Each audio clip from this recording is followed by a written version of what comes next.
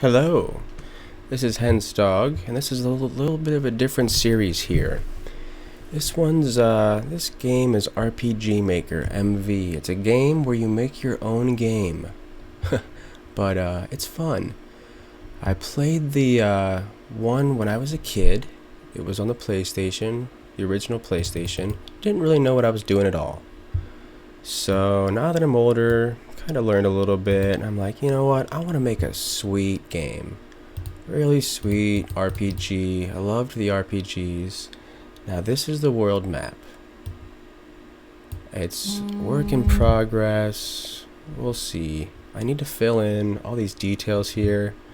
I made it larger from the original. Now I just gotta fill it in. There's like a volcano area there. There's some ice stuff with some... I think I got an ice volcano down in the corner. I thought that was cool. I love hidden areas that you don't see really, like where you're just exploring. You gotta find them while you're flying in the air or something. There's floating cities and stuff. Now this is the second continent. Or I guess there's 3 continents. I don't know. There's an small ice one. There's a larger grassy hill. It's a hillside forest. Now this is like the deserted desert. I don't know if I'm going to add more snowy stuff up there. It seems like quite a bit so far. I have a lot ahead of me. I need to write more of the story, but I'm ambitious about it. I've been switching between, I'll write a little bit of story and then I'll make a dungeon. Write a little bit of story and then I'll make a dungeon. I don't get worn out here doing that. So this is just going to be a short intro to the game I'm making. It's called Memoirs of the Cosmos. You're going to be, I'll show you the characters here. There's 4 main characters. Got Yusha. She's 20. She lives with her she studies under her grandfather. They're astronomers. They're pretty smart. Her buddy, Naosu, grew up with him. He was the cleric. I changed it. He's the mage now.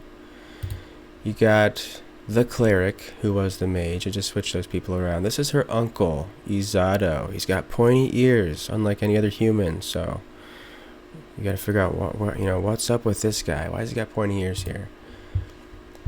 And then you got Hogan, the knight, the courageous, charismatic knight, whatever. So these are the 4 main characters here, and pretty much you don't know if this takes place in the past or the future. You just know that war is prevalent. A lot of it's heavy religious based. There's a lot of fighting, nations, and there's this one specific guy. He claims he's like the speaker for God, right? Whatever god that they worship. The god's name is the Maker. He makes everything, right? He made the world, made the universe. So this guy, the prophet, speaks for the Maker. And he's not that nice of a guy, and religion, the ones that they follow, they're showing their age. They can't keep up with the times and the discoveries they're having anymore, the things they're figuring out. So one night, the main character's grandfather receives this message from outer space, and he's like, hey, you gotta check this out. Something's going on. I knew it. We can't be the only life out there. There's life on other planets. You gotta go check this out. So you go on this adventure through space. Excuse me. Figuring out what's going on here for real. Why are we here? Who are we? Who am I? No, really, what's going on here? What is reality? What is, what's real and what's fiction? What's an illusion? I want to go that deep. I played Illusions of Gaia. Pretty sure that was the name of the game. I think it was a Super Nintendo game. Had good gameplay. Kind of like the old school Zelda games, but the story was so deep. The ending just left you. It's like after you watch a good movie, after you read a good book, you're like, what do I do with my life now? That was good. I was so wrapped up in that. Now it's over. But I just want to give over go over some quick things here. Got a lot of classes for the game. You start out as a dual blade, and you can't change classes right now. I don't think I'm going to do that in this game. The actors will stick to their class. That is their forte. That is what they're known for. The main character wields 2 swords. I always loved that in like Sword Art Online, you know, Kirito, or like in Tales of Symphonia, Lloyd, he had 2 swords. Love that. So you got 2 swords. Got the knight, which Hogan is the knight. It's pretty much the meat shield, the tank. The monk is like this alien chick. I haven't told you about her, but she has like cat ears. She's from a different planet. We'll go over the only ones here. Okay, Mage. Mage was the guy with the black hair, Naosu, the main character's friend. He's got the basic fire, ice, bolt, you know. And the Cleric. That was your uncle, Izato, the guy with the pointy ears. What's up with that guy? He's your Cleric, your Priest. He's got the revives, the cures, the D-spells.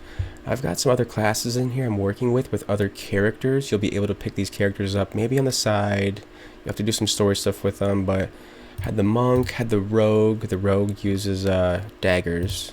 The fighter, I think he uses his fist weapons. Like,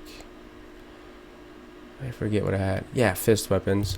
And you got the warlock, uses dark magic, drain spells. And you got a hunter, uses bows and crossbows. You got the shaman. I like the shaman idea. He does buffs. He lays totems down, and they buff the team. I thought that was cool. And you got the bard, more buffs, a little bit of damage spells.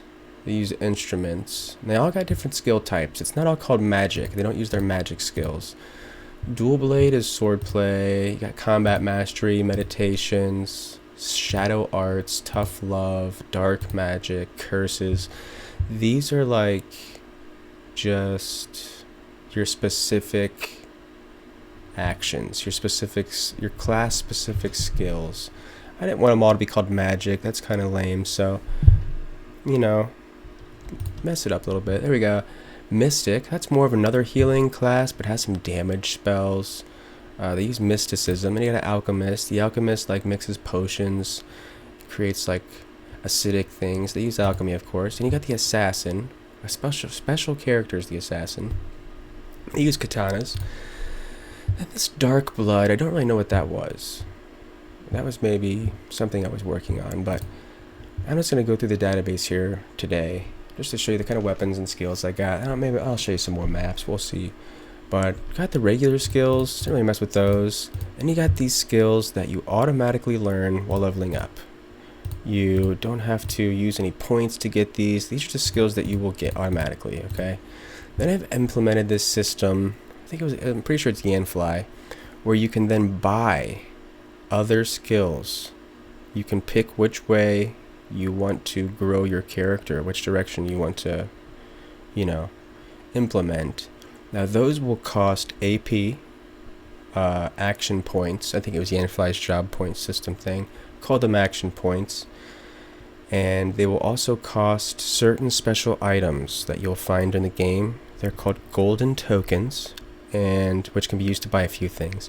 And then they require an Elder Stone tablet, which are specifically for skills. So if you find an Elder Stone tablet, you know somebody's getting a new skill. I like that. So you're not just collecting, you know, how many do I have enough coins or whatever. You got a tablet, you're getting a skill. So that's pretty much the skill learning system. You just buy new ones. I'll show you some of the ones you can buy. See, there's first tier, second tier, and third tier. So far, we'll see how far it goes. Then they have these things called heroism. Everybody has heroism. These are like the limit breaks. These are, they probably like do heavy damage. They'll attack all the enemies, you know, just sweet flashy stuff, you know. I think that's pretty much it. I got the enemy skills I've been working on. I want that to have special things that they do. Go through the items here. Just got your basic potions and ethers. I introduced these teas, divine teas. These are used from the special crystal resource. It's it's an RPG. There has to be crystal somewhere. These are gemstones like rubies, sapphires, topaz, emeralds.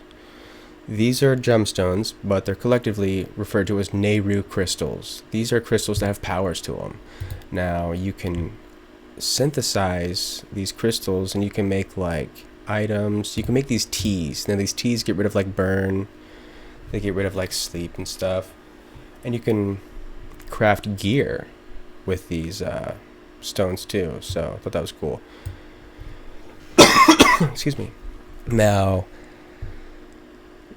they are disassembling plugins. Pretty sure it's the N-Fly. Once again, you disassemble certain items, you get certain items out of it. It's kind of like like if you disassemble a wooden sword, you get like 2 pieces of wood from it, whatever. I used this system to implement like loot bags, where you find a loot bag, you disassemble it, and it has a certain percent chance to find all these certain items in there. So when you find a loot bag, you know you're getting some goodies. It's a very fun thing to find when you're dungeon crawling. You know, you find a few potions here and there, and then bam, a bag of loot. How cool. And that's level 1. The second level of it is a jar o' mystery. These have an even higher chance to find the items. I'm pretty sure it's the same items, just a higher chance. The third level, box o' fortune. These are going to be rare. These have a chance to find equipment. The first 3 or 4 item tiers of equipment, I think. There's like 7 tiers of items. They're like Diablo. They're different colored names, so you'll know what's usually stronger by even what color it is. Love that system. Then your gear's all like cool colored in the end. But yeah, I thought that was cool. The Nehru crystals are used to also make these augments, like the rune system in D2, or like you put gemstones in your weapons. These add certain stats to your weapons, and it changes the name of the weapon. Like if you have a broadsword, and let's say you put like 2 of these in it, depending on the stats it changes, whatever it does, it'll become a flaming broadsword of like, you know, empathy, which adds for a lot of unique customization, kind of adds that element to it, that it's not just any old sword that you found. Same thing with the armor, specifically just the helmet and the body armor. You put glyphs in it and it changes the name. Like you got a, let's say ancient, you know, ancient armor. You put, you know, one of them in it, it becomes ancient armor of the unicorn plus max HP 10%. You know, I thought that was kind of cool. Making charms as an equipable, where they add passives. You have 3 different levels of charms.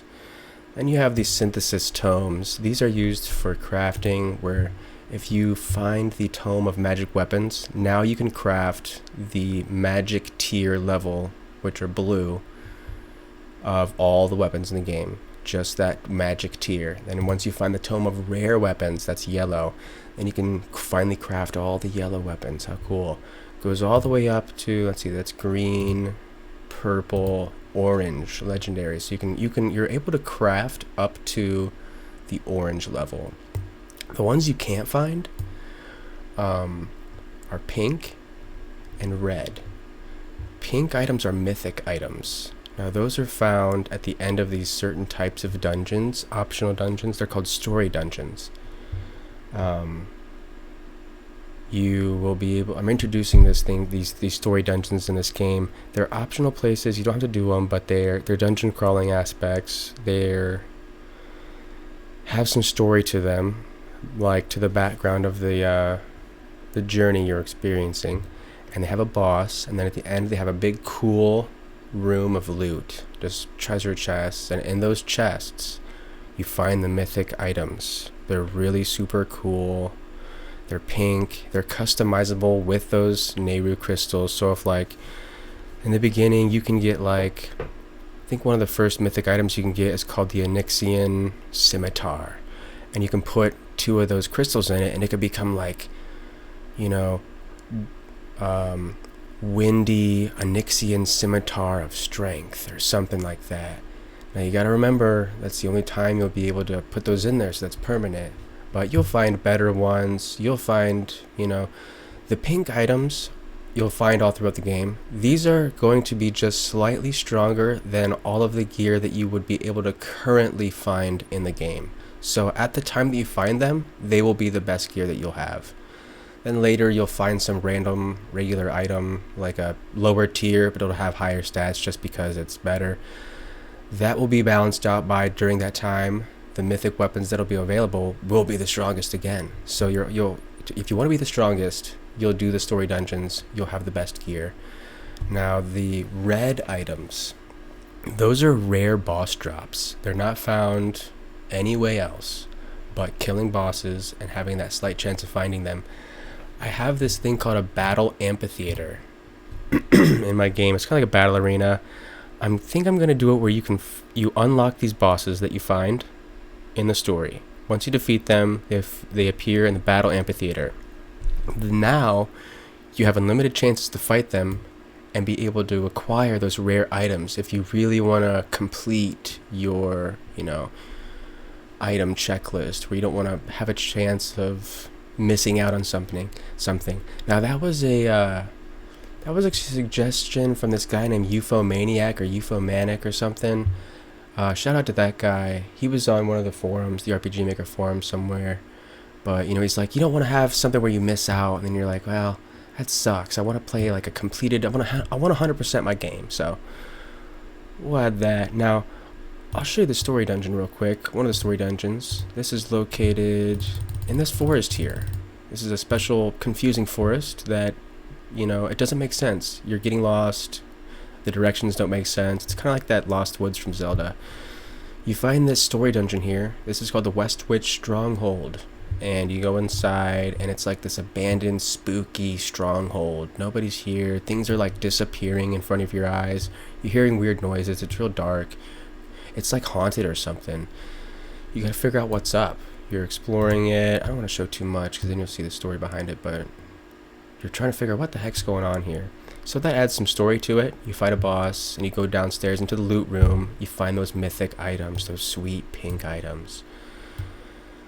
So under that lesser dungeon crawling aspect are optional areas. These have little to no story to them. They're just basic dungeon crawling aspects. This is the first one here. You go to this peak side on this mountain. There's these vines right here you cut down. Boom. You have discovered Mountain Grove. This is just D1, real simple, just to start you out, Now there'll be items in here like those gold coins or like the tablets for the skills. Maybe some, I don't know, we'll see what items we'll put in here. Let me go to D2, a little bit bigger, level 2, more expansive. Now this has Terrax lighting on it, so it's like dark, but you have a radius of light around your character, so it makes it real spooky. You go through here, you just crawl, you fight, find goodies. Now I put some really cool items in here, like those loot bags and stuff. So finally, when you finally get to the treasure chest, you open it, bam, bag of loot, how cool.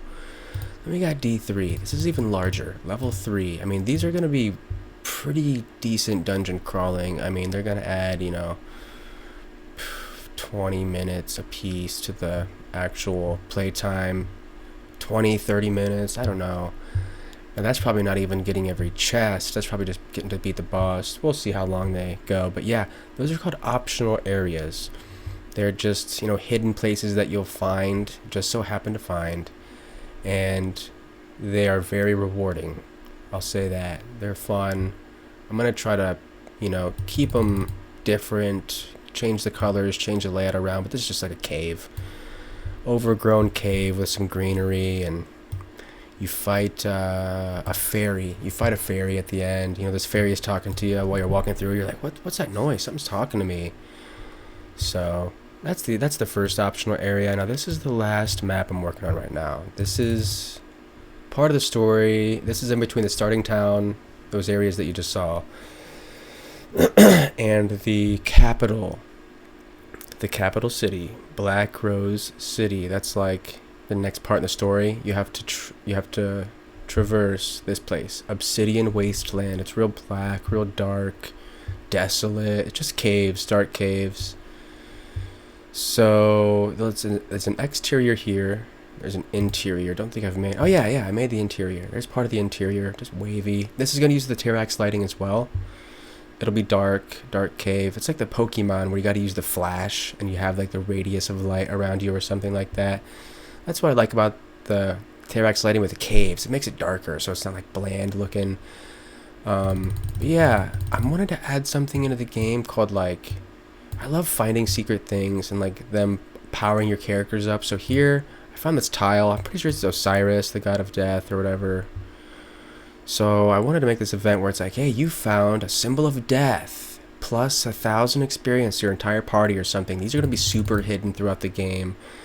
I don't even know if they're going to be explained in a tutorial. Maybe they'll be mentioned somewhere, but these are going to be super hidden things. You find them, they're going to be worth your time. So pretty sure that's it. I'll go through the weapons and armor next time and go through more things that I didn't hit. This was just kind of an opening.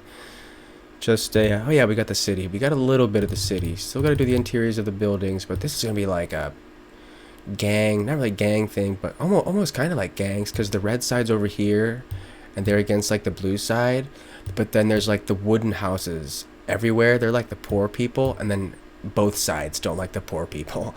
So it's going to be like political. It's going to be deep. But that's about it. There's going to be a couple planets and a couple moons. So far I've made, you saw Earth. There's the Mars world map. It's pretty desolate. It's boring. I'm going to add more stuff to that, definitely. I think I just had that as a placeholder, like an idea. But yeah, this is Memoirs of the Cosmos. I'll explain a little bit more in following videos. But I'll keep a DevLog update, I guess, what they're called.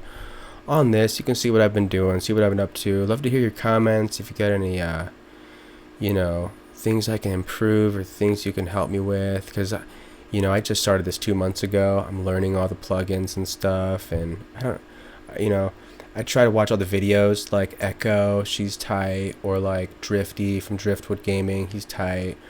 You know, the Unpro Pro, he's tight. RPG Don, special shout outs to all those people, plus Yanfly for all these sweet plugins. Otherwise your game would be so boring.